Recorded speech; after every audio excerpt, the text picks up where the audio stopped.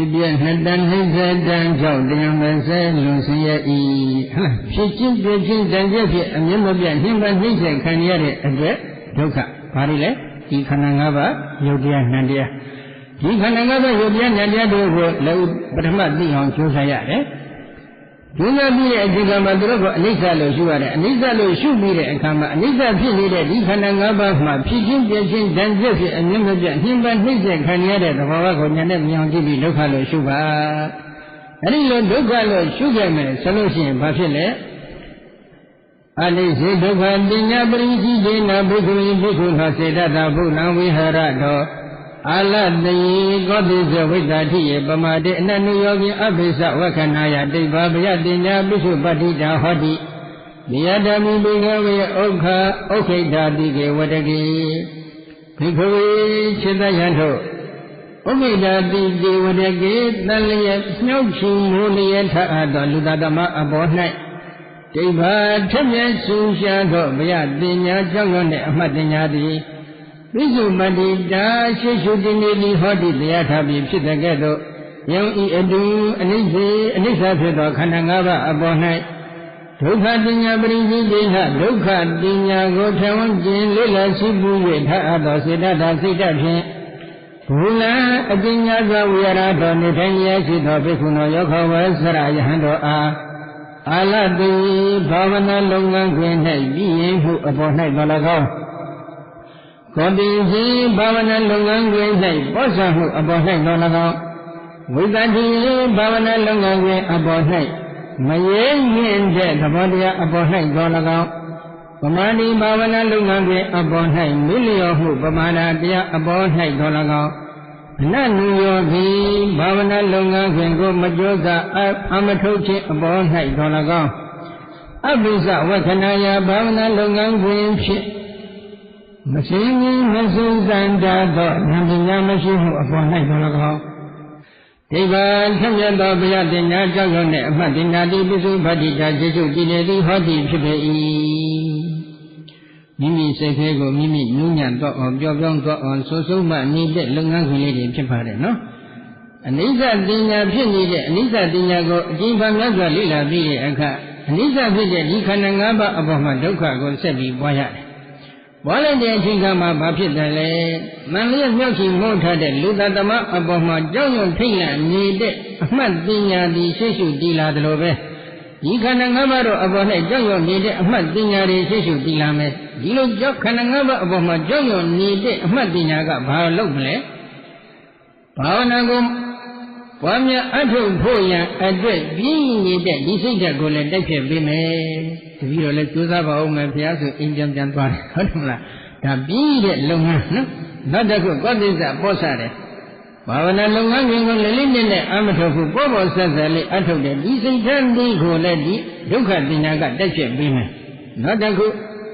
ဘာဝနာလုပ်ငန်းတွေမှာရဲရဲရင့်ရင့်နဲ့တကယ်ထက်ထက်မြင့်မြင့်ဖြစ်အောင်မကြိုးစားခြင်းနဲ့စိတ်ထားရှိတယ်အဲ့ဒီစိတ်ဓာတ်ကိုလည်းဒီဒုက္ခပညာကတက်ဖြစ်ပေးလိမ့်မယ်ဘာဝနာလုပ်ငန်းခွင်ကိုမိမိရောရောနဲ့နေထိုင်နေတရားသွားရင်လည်းရှုနေပါရလည်းရှုနေပါထိုင်လည်းရှုနေပါအိတ်လေးလည်းရှုနေပါဒီလိုတော့သင်ပေးလိုက်တယ်ဒါပြည့်နဲ့ရှုပြတဲ့အခါလည်းရှိတယ်မရှုပြတဲ့အခါလည်းရှိနေတယ်ဒါကမိလျော့မှုလို့ခေါ်ပါတယ်နော်အဲ့ဒီမိလျော့မှုဆိုတဲ့လုပ်ငန်းခွင်ကိုလည်းဒီဒုက္ခပညာကတက်ဖြတ်ပြီးနိုင်ပါတယ်နောက်တစ်ခုတစ်ခါတလေကြတော့လေကာမဂုဏ်ဒီမှာမိလျော့နေတဲ့စိတ်ဓာတ်တွေကလွန်မို့လာပြီဆိုလို့ရှိရင်တော့ဘာဝနာကိုအမထုတ်ဖက်တော့လည်းနေကျင်နေမယ်အဲ့ဒီလိုအမထုတ်ဖက်နေတဲ့စိတ်ဓာတ်ကိုလည်းဒီဒုက္ခပညာကတက်ဖြတ်ပြီးလိမ့်မယ်တစ်ခါတည်းအနိစ္စလို့ရှုပါဆိုပြီးအနိစ္စလို့မစင်ញင်မိဘူးဒုက္ခလို့ရှုပါပြောလဲဒုက္ခလို့မစင်ញင်ဘူးမစင်ញင်မိတဲ့ဒီစိတ်ဓာတ်ကိုလည်းဒီဒုက္ခပညာကတက်ဖြတ်ပေးပါလိမ့်မယ်နော်အကယ်၍တက်ဖြတ်နိုင်တဲ့စွမ်းအင်ကြီးမရှိသေးဘူးဆိုလို့ရှိရင်တော့မိမိရဲ့ဒုက္ခပညာဘာဝနာလုပ်ငန်းခွင်တွေအရှင်အဝါအမကောင်းသေးဘူး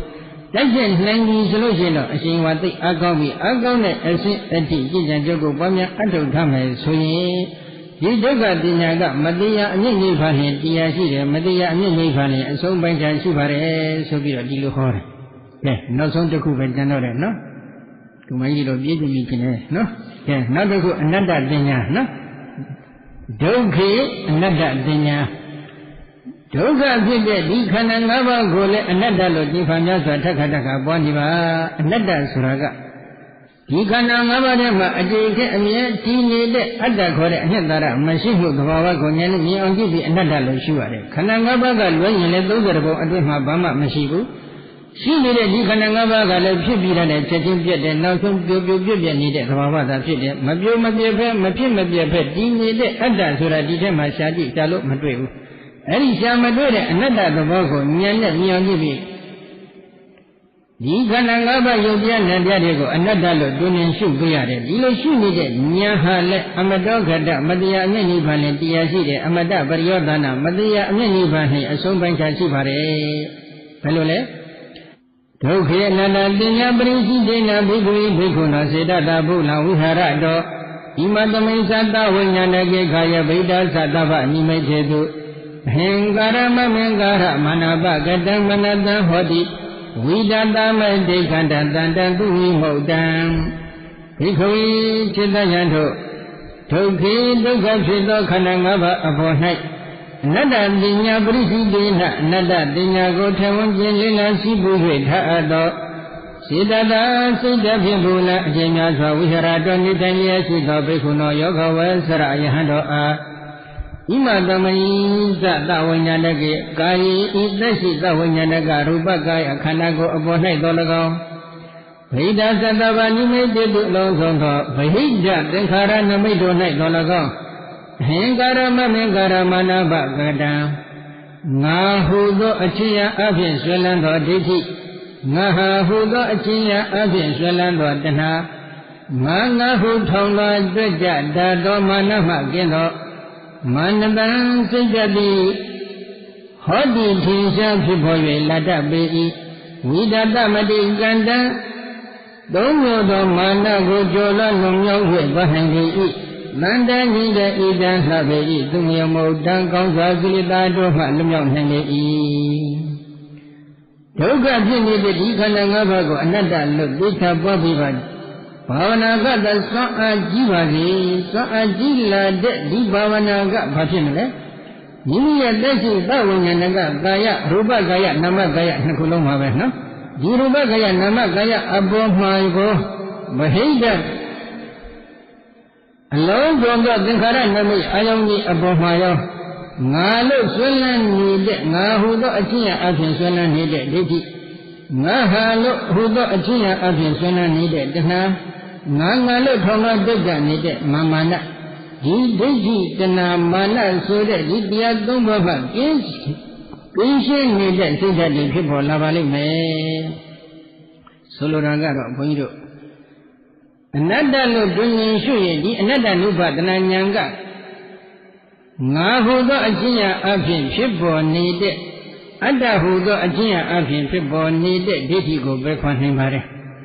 ဒီသင်္ခါရတရားတွေကိုအနိစ္စလို့တွင်ရှုနေရင်ဒီအနိစ္စနုပါဒနာဉာဏ်ကဒုက္ခလို့ဒီသင်္ခါရတရားတွေကိုဒုက္ခလို့တွင်ရှုနေရင်ဒီဒုက္ခနုပါဒနာဉာဏ်ကငါဟာဆိုပြီးဆွဲနေတဲ့ဒီတဏှာဆွဲကိုဖြိုခွဲနိုင်တဲ့စွမ်းအားရှိတယ်ဒီသင်္ခါရတရားတွေကိုအနိစ္စလို့ဖြစ်ပြီးပြည့်နေတဲ့သဘာဝကိုဉာဏ်နဲ့မြင်အောင်ကြည့်ပြီးအနိစ္စလို့တွင်ရှုနိုင်ရင်ဒီအနိစ္စနုပါဒနာဉာဏ်ကငါလို့ထောင်သောတက်ကြွနေတဲ့မာနဆွဲကိုဖြိုခွဲနိုင်တဲ့စွမ်းအားရှိ30ဘုံအတွင်းမှာဣဇဒဗိဒသက်ရှိသက်မဲ့ကာမဝတ္ထုအစုစုတွေကိုလှမ်းမြော်ပြီးကြည့်လိုက်တဲ့အချိန်ခါခန္ဓာ၅ပါးယုတ်တရားနဲ့တရားပဲရှိတယ်ဒီယုတ်တရားနဲ့တရားတွေဖြစ်ပြီးတယ်ချက်ချင်းပြတ်တယ်ငါဆိုတာရှာလို့မတွေ့ဘူးသူဆိုတာလည်းရှာလို့မတွေ့တော့ဘူးမတွေ့တဲ့အတွက်ငါလို့သူလို့ထောင်လို့တက်ကြွနေတဲ့ဒီစိတ်ဓာတ်အခါဖြစ်နိုင်မလားမဖြစ်နိုင်တော့ဘူးဒါကြောင့်အနိစ္စနုပါဒနာဉာဏ်ကမာနဇွဲကိုဖြိုခွဲနိုင်တယ်ဒုက္ခနုပါဒနာဉာဏ်ကတဏှာဇွဲကိုဖြိုခွဲနိုင်တယ်အနတ္တနုပါဒနာဉာဏ်ကအတ္တဇွဲကိုဖြိုခွဲနိုင်ပါတယ်ဒီလိုအနုပါဒနာဉာဏ်၃မျိုးတို့ကတဏှာမာနဒိဋ္ဌိခေါ်တဲ့ဒီအစွဲ၃ပါးကိုဖြိုခွဲဖြစ်စီလိုက်တဲ့အချိန်အခါမှာမိမိရဲ့စိတ်ဓာတ်ဒီတန်ရှင်းစင်ကြယ်နေတဲ့စိတ်ဓာတ်တစ်ခုဖြစ်သွားပြီဝိဓာတမတိ